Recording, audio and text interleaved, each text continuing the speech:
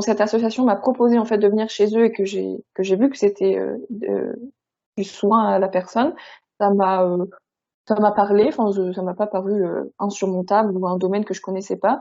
Et c'est pour ça que j'y suis allée. Et en allant là-bas et en faisant ça, je me suis rendu compte que ça me plaisait vraiment et que je savais. Enfin, là tout de suite, je sais pas ce que je pourrais faire d'autre. C'est vraiment quelque chose de très complet qui me plaît beaucoup et qui est aussi très enrichissant tous les jours, quoi. Au tout début, c'était très très dur. Mes amis et ma famille m'ont beaucoup manqué. Je me suis demandé pourquoi j'étais partie. J'ai même pensé à arrêter parce que j'arrivais pas à comprendre l'allemand. J'étais dépassée partout parce que c'était la première fois que je vivais toute seule. Avant, je vivais encore chez mes parents.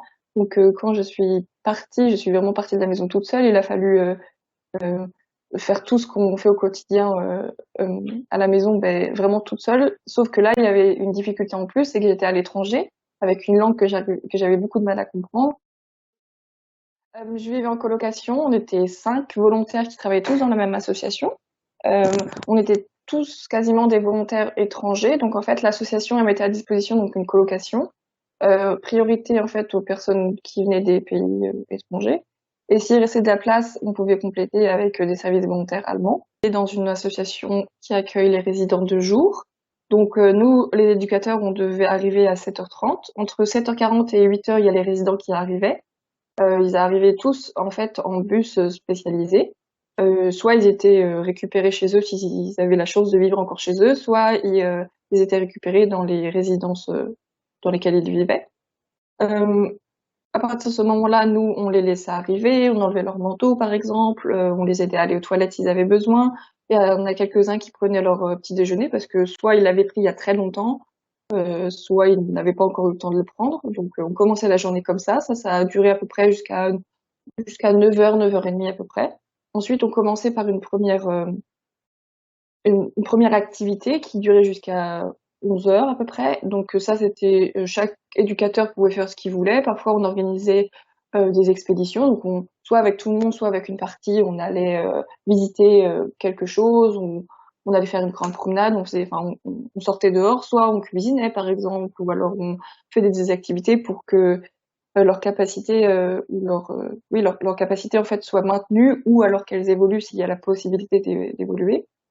Euh, Ensuite, entre 11h, ça a commencé une toute petite pause. En fait, juste avant de manger, ils avaient le droit de ne rien faire.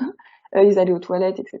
Et puis ensuite, il y avait le repas du midi. Ensuite, il y avait à peu près 45 minutes, 1 heure maximum de pause pour la digestion, etc. Et puis ensuite, si on avait encore le temps, si le temps le permettait, généralement, on allait souvent dehors. Si c'était pas possible, on faisait d'autres choses jusqu'à l'arrivée du bus, comme par exemple des jeux ou alors même nettoyer le groupe, par exemple, avec les résidents. Et ensuite, vers 15h40, ils prenaient leur bus pour retourner chez eux. Nous, on restait jusqu'à 16h pour finir de ranger. Et puis à 16h, on avait fini. Donc ça veut dire qu'à partir de 16h, j'avais du temps libre pour moi. Euh, et là, c'était très varié. Généralement, on se retrouvait, les volontaires, en fait, on se retrouvait souvent ensemble la fin d'après-midi. On allait au cinéma ou on allait juste à la place centrale de la ville pour manger une glace ou des choses comme ça. Parfois, euh, je profitais pour aller faire les magasins, pour me reposer aussi, ou alors tout simplement pour aller visiter un peu la ville et les villes d'à côté, les musées ou juste la nature. Très très enrichissant, que ce soit au niveau de la langue, mais aussi au niveau de la culture et selon le domaine qu'on veut intégrer. Ça peut aussi ouvrir sur des sujets de réflexion. Par exemple, nous, dans le domaine soignant, ça m'a beaucoup ouvert l'esprit sur la place des personnes à mobilité réduite euh, dans la vie de tous les jours. Donc c'est vraiment très enrichissant.